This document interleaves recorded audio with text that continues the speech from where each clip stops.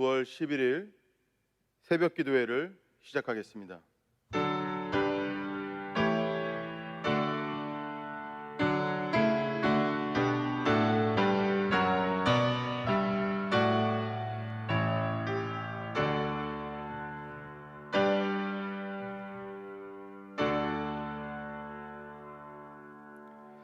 사도신경으로 우리의 신앙을 고백하겠습니다. 나는 전능하신 아버지 하나님, 천지의 창조주를 믿습니다. 나는 그의 유일하신 아들 우리 주 예수 그리스도를 믿습니다.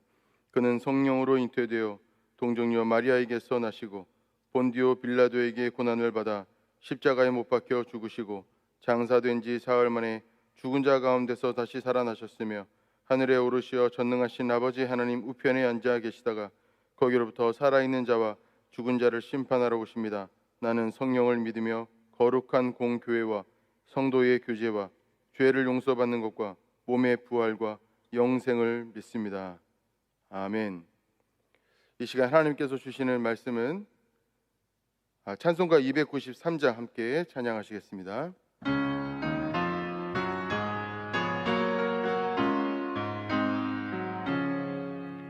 주의 사랑 비칠 때의 기쁨 오네 걱짐 걱정 물러가고 기쁨 오네 기도하게 하시며 희미한 건 물리쳐 주의 사랑 비칠 때 기쁨 오네 그 큰 사랑 내 마음속에 충만하게 비칠 때에 찬송하네 그 큰 사랑 내 마음속에 화평함과 기쁨 주네 그 큰 사랑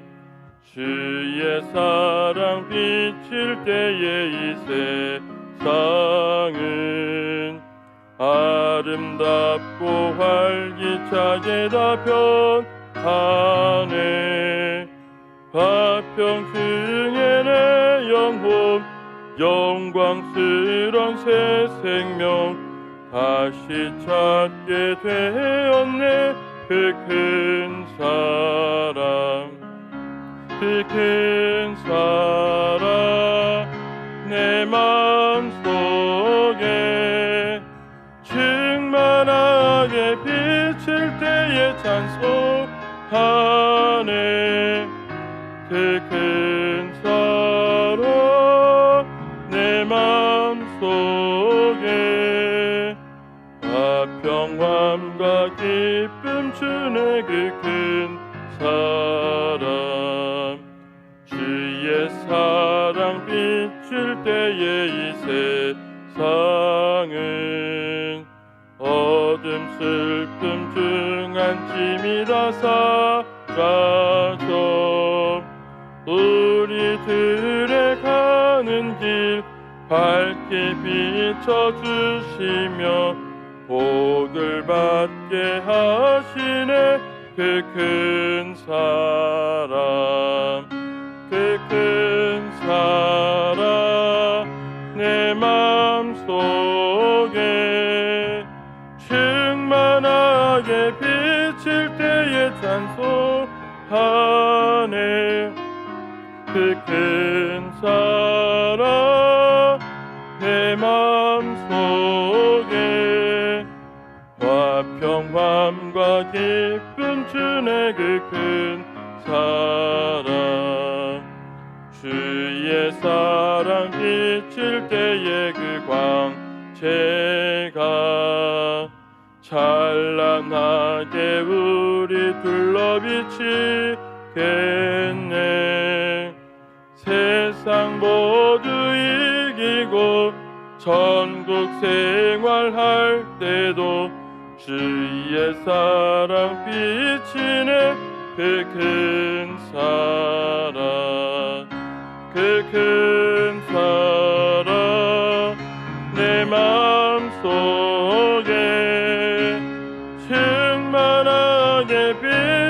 그때에 찬송하네. 그 큰 사랑 내 마음속에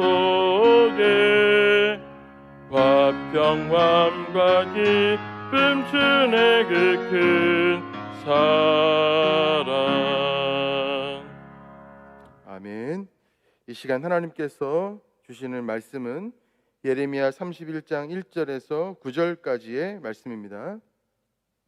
예레미야 31장 1절에서 9절까지의 말씀을 봉독하겠습니다. 여호와의 말씀이니라. 그때에 내가 이스라엘 모든 종족의 하나님이 되고 그들은 내 백성이 되리라. 여호와께서 이같이 말씀하시니라. 칼에서 벗어난 백성이 광야에서 은혜를 입었나니 곧 내가 이스라엘로 안식을 얻게 하러 갈 때에라. 옛적에 여호와께서 나에게 나타나사 내가 영원한 사랑으로 너와 사랑하기에 인자함으로 너를 이끌었다 하여노라. 처녀 이스라엘아, 내가 다시 너를 세우리니 내가 세움을 입을 것이요 내가 다시 소고를 들고 즐거워하는 자들과 함께 춤추며 나오리라. 내가 다시 사마리아 산들에 포도나무들을 심되 심는 자가 그 열매를 따기 시작하리라. 에브라임 산 위에서 파수꾼이 외치는 날이 있을 것이라. 이르기를 너희는 일어나라. 우리가 시온에 올라가서 우리 하나님 여호와께로 나아가자 하리라. 여호와께서 이와 같이 말씀하시니라. 너희는 여러 민족의 앞에 서서 야곱을 위하여 기뻐 외치라. 너희는 전파하며 찬양하며 말하라. 여호와여, 주의 백성 이스라엘의 남은 자를 구원하소서 하라. 보라, 나는 그들을 북쪽 땅에서 인도하며 땅끝에서부터 모으리라. 그들 중에는 맹인과 다리 저는 사람과 잉태한 여인과 해산하는 여인이 함께 있으며 큰 무리를 이루어 이곳으로 돌아오리라. 그들이 울며 돌아오리니 나의 인도함을 받고 간구할 때에 내가 그들을 넘어지지 아니하고 물 있는 계곡의 고든 길로 가게 하리라. 나는 여호와의 아버지요 에브라임은 나의 장자니라. 아멘. 기도하겠습니다. 하나님 감사합니다. 오늘 이 새벽에 우리를 깨워주시고 하나님의 말씀 앞에 서게 하심에 감사드립니다. 세상이 참으로 어지럽고 어두운 이 시대 속에서 우리가 더욱더 하나님의 말씀을 붙들고 말씀을 빛으로 우리의 삶을 비치게 하게 하여 주셔서 우리가 우리 삶을 말씀을 붙들고 살아갈 때에 길을 찾게 하시고 하나님의 마음을 알게 하시고 이 시대의 시대 정신을 깨닫게 하여 주셔서 하나님 앞에 쓰임받는 주의 성도들 다 될 수 있도록 인도하시고 붙잡아 주옵소서. 오직 하나님만이 우리의 희망이요 하나님만이 우리의 소망이오니 우리가 하나님 붙들고 나아갈 때 놀랍도록 많은 열매를 맺는 우리의 삶이 다 될 수 있도록 인도하시고 붙잡아 주옵소서. 예수님의 이름으로 기도합니다. 아멘. 우리가 오늘 읽은 말씀은 예레미야 31장 1절에서 9절까지의 말씀입니다. 여러분, 이 말씀을 읽어보고 어떠십니까? 31장 1절부터 9절까지의 말씀은 그저 좋고 아름다운 말씀처럼 보입니다. 하나님의 뜨거운 사랑이 막 느껴지고 구구절절 회복의 말씀들과 또 사랑의 말씀들로 가득합니다. 만약에 이 말씀을 하시는 하나님의 표정을 우리가 볼 수 있다면 하나님의 눈빛에서는 우리를 향한 이스라엘 백성들을 향한 사랑의 그 꿀이 뚝뚝뚝 떨어질 것 같습니다.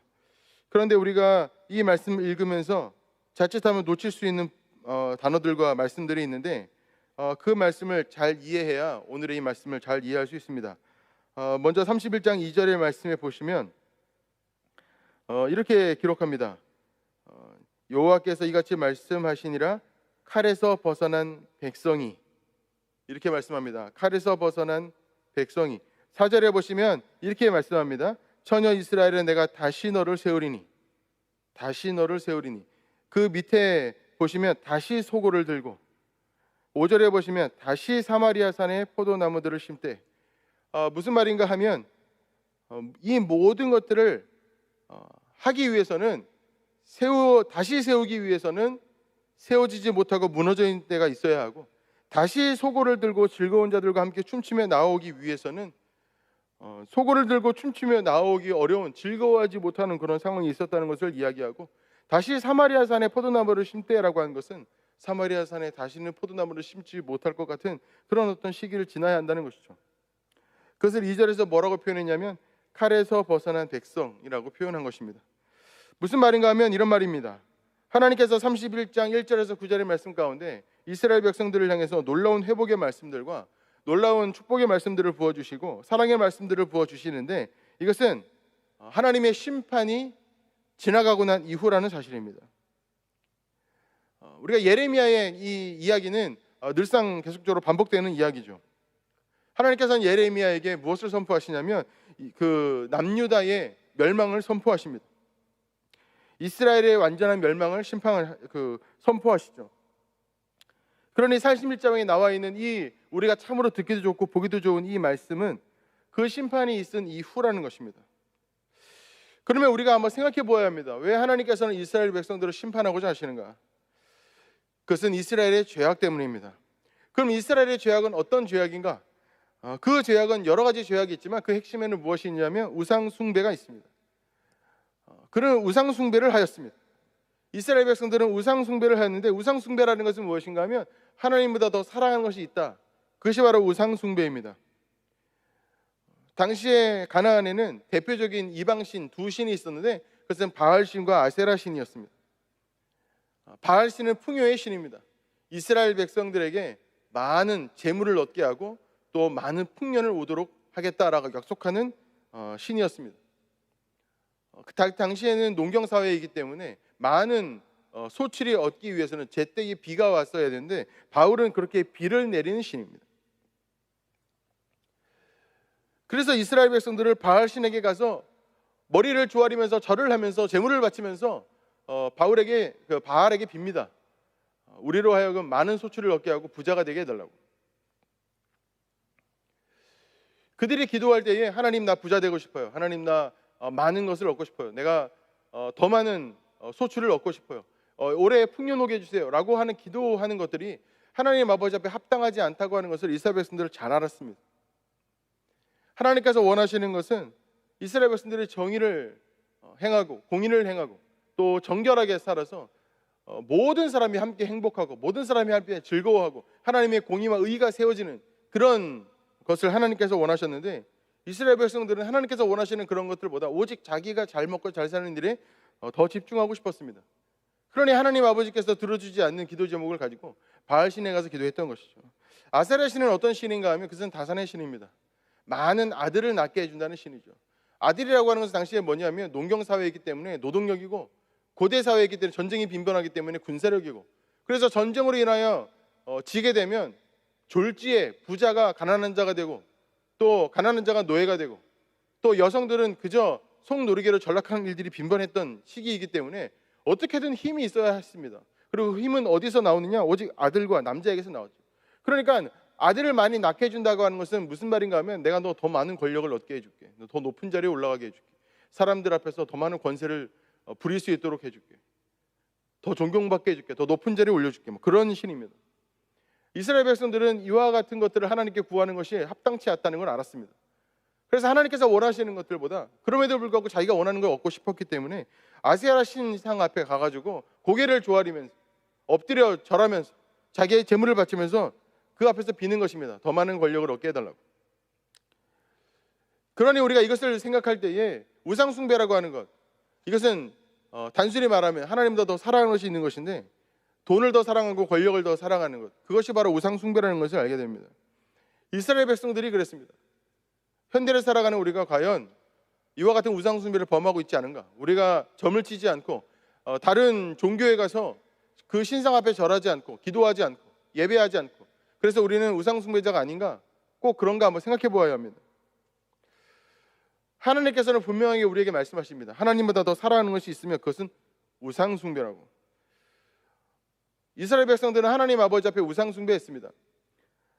자기의 돈과 권력을 더 많이 얻도록 하기 위하여서 바알신과 아세라 신상 앞에 엎드려 절하고 제물을 바쳤습니다. 그렇다고 해서 이스라엘 백성들이 하나님 완전히 버린 것은 아닙니다. 그들은 하나님 아버지 앞에도 또 많은 제물을 바쳤습니다. 그의 삶의 목표가 하나님께서 원하시지 않았을 뿐이지, 그들은 자기들 나름대로 욕심과 욕망에 따라 삶을 살아가면서 하나님께 제물을 바치거나 예배를 드리는 것은 열심히 하였습니다. 이것은 명백한 영적인 타락입니다. 그래서 이것은 끊임없이 하나님의 선지자들이 써놓은 우리 이 성경책을 보면 끊임없이 나와 있습니다. 끊임없이 지적하고 있습니다. 그럼에도 불구하고 이스라엘 백성들은 그들을 무시하거나, 특별히 우리가 예레미야서를 보면 이스라엘 백성들이 예레미야를 얼마나 핍박하는지 우리가 볼 수 있습니다. 그가 올바른 예언을 했다고, 하나님의 말씀을 전했다는 이유로 그를 잡아 죽이려고 하는 장면이 몇 장면에 나오는지 모릅니다. 이와 같은 이스라엘 백성들의 영적 타락은 그저 영적인 타락에서 끝나는 것이 아닙니다. 이 영적인 타락은 하나님과 이스라엘 백성들과 관계를 완전히 망가뜨렸고, 그리고 이것은 그저 거기서 끝난 것이 아니라 이스라엘 백성들의 그 사회적 타락과 경제 정책의 타락과 정치적 타락으로 이어집니다. 사회는 불의했고 정치도 불의했으며 오직 양육강식에 서로 속고 속이고 죽이고 살리는 이런 일들이 끊임없이 정치 과정 가운데 있었습니다. 어느 누구 하나 정의를 추구하거나 진실을 추구하지 않았습니다. 경제 정책 또한 타락했습니다. 더 많은 권력과 더 많은 돈을 가진 사람들은 더 많이 얻기 위하여서 가난한 자들을 핍박하는 일들이 많았습니다.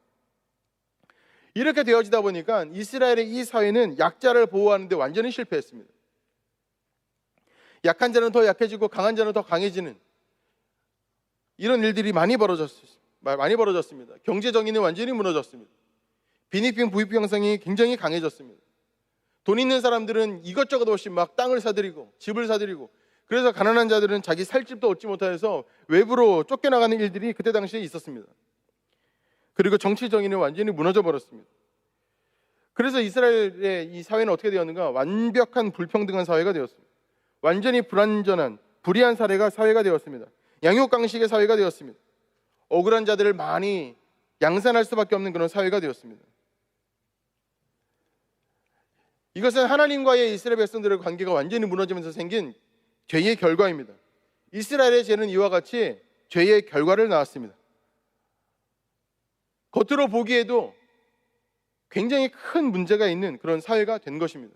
그것을 정상이라고 아무리 우겨봤자 조그만 객관적인 눈이 있으면 문제가 참으로 많은 사회라고 하는 것을 어느 누구나 알 수 있는 지경에까지 이르렀습니다.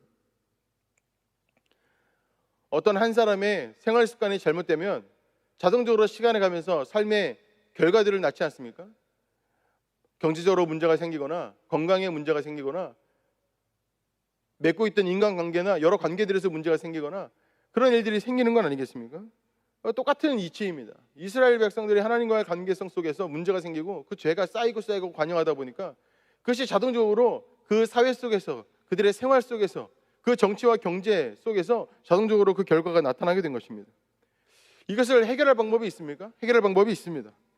해결할 방법은 무엇인가 하면 돌이키는 것입니다. 그래서 하나님께서는 끊임없이 이스라엘에게 하나님의 선지자들을 보내셔서 하나님의 말씀을 전하도록 하십니다. 그들을 경고하십니다. 죄가 죄라고 정확하게 꼬집어 말하시고 정확하게 증명해내십니다. 그들이 그 죄를 얼마나 관영하게 짓고 있는지 하나하나 차근차근 정말 지겹도록 반복하여서 그들에게 말씀하십니다. 그래서 이스라엘 백성들이 들었습니까? 그들은 듣지 않았습니다. 돌이키지 않았습니다. 이것을 예수님께서는 마태복음 23장 37절에서 이렇게 말씀하고 있습니다. 예루살렘아 예루살렘아 선지자들을 죽이고 내게 파송된 자들을 돌로 치는 자여, 암탉의 그 새끼를 날개 아래에 모음같이 내가 내 자녀를 모으려 한 일이 몇 번이더냐. 그러나 너희가 원하지 아니하였도다. 이것이 바로 예수님께서 탄식하시며 눈물을 흘리시면서 예루살렘을 보시면서 하셨던 말씀입니다. 파송된 자들을 돌로 치는 자여. 하나님께서 그들에게 아무리 많은 선지자들을 보내셨고 아무리 많은 하나님의 말씀들을 전하셨어도 그들은 그것을 전혀 듣지 않았습니다. 그래서 하나님이 포기하셨는가? 아닙니다. 하나님은 이스라엘을 포기하지 않았습니다. 하나님은 이스라엘을 그럼에도 불구하고 돌이키십니다.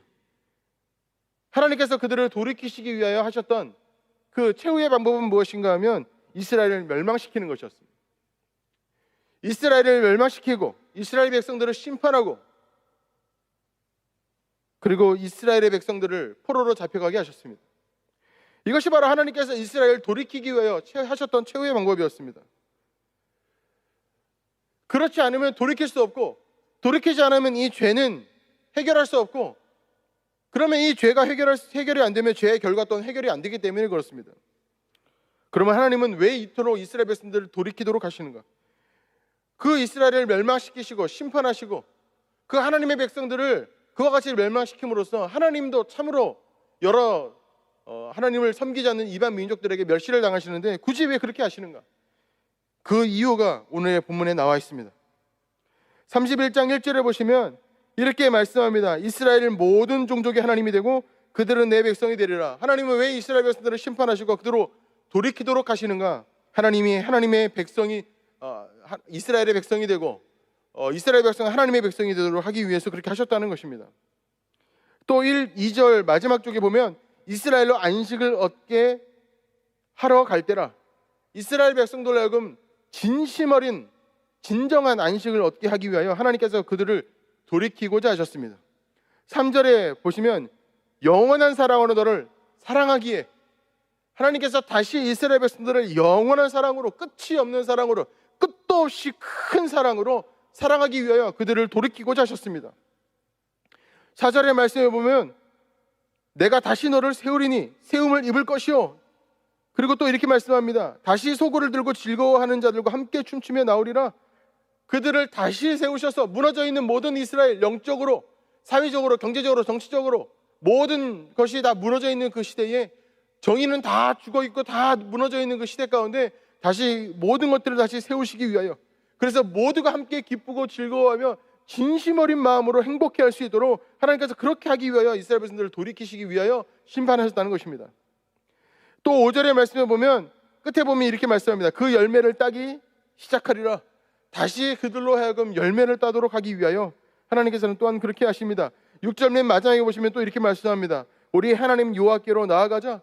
그들로 하여금 하나님께로 다시 나오게 하기 위하여, 정결한 백성이 되어서 하나님께 나오게 하기 위하여, 하나님과 함께 하기 위하여 하나님께서는 그들을 심판하시고 또 그에게 돌이키도록 하십니다. 7절의 말씀에 보면 또 이렇게 말씀합니다. 그들은 그저 스스로 기뻐하고 즐거워하는 데서 멈추지 않습니다. 그 중간 7절 마지막 중간쯤 보시면 이렇게 말씀해요. 너희는 전파하며 찬양하며 말하라. 하나님에 대해서 말하고 하나님의 전능하심과 하나님의 권능과 하나님의 사랑과 하나님의 능력을 말하라. 전파하며 찬양하라. 우리를 구원하시는 하나님을 찬양하라. 하나님께서 이스라엘 백성들을 그와 같이 심판하시고 돌이키시는 것은 하나님의 백성으로 하나님을 전파하고 찬양하고 사람들에게 전하기 위하여 그렇게 하셨다는 것입니다. 또 8절에 보시면 또 이렇게 말씀합니다. 보라, 나는 그들을 북쪽 땅에서 인도하며 땅끝에서부터 모으리라. 그들 중에는 맹인과 다리 저는 사람과 잉태한 여인과 해산하는 여인이 함께 있으며 큰 무리를 이루어 이곳으로 돌아오리라. 하나님께로 돌아오는데 그 가운데는 누가 있는가 하면 맹인도 있고 다리 저는 사람도 있고 잉태한 여인도 있고 해산하는 여인도 있습니다. 그리고 그 무리는 큰 무리라고 이야기하고 있습니다.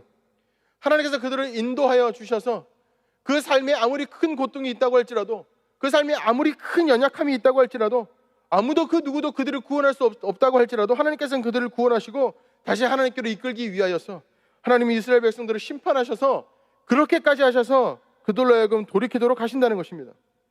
또 9절의 말씀에 보면 이렇게 말씀합니다. 그들이 울며 돌아오리니 나의 인도함을 받고 간구할 때에 내가 그들을 넘어지지 아니하고 물 있는 계곡의 고든 길로 가게 하리라. 나는 이스라엘의 아버지요 에브라임은 나의 장자니라. 하나님께서는 이스라엘에게 이와 같이 말씀하시는 것입니다. 내가 그들로 하여금 돌아오게 하고 나의 인도함을 받게 할 뿐만 아니라 넘어지지 않게 할 것이다. 그들로 하여금 안전한 길을 걷게 할 것이다. 아무리 어려운 길이라도 잘 걸어오도록 인도할 것이다. 이것이 바로 하나님의 말씀인 것입니다. 하나님께서는 이스라엘 백성들을 부득불 심판하십니다. 그들의 모든 것들을 무너뜨리시고 그들의 모든 죄악을 심판하십니다. 모든 것을 멸망시키시고 다 무너뜨리십니다. 그 이유가 무엇인가 하면 다시 그들로 하여금 하나님의 백성이 되도록 하기 위하여서 하나님과 더 행복하고 더 아름다운 그 길을 다시 함께 걸어가도록 하기 위하여서 하나님께서는 그와 같이 하신다는 것입니다. 그렇게 하지 않으면 더 이상 이스라엘은 하나님의 백성이 아니고 하나님도 이스라엘의 하나님이 아니기 때문에 그렇습니다. 우리는 신앙생활하면서 좋은 하나님을 원합니다. 좋은 하나님.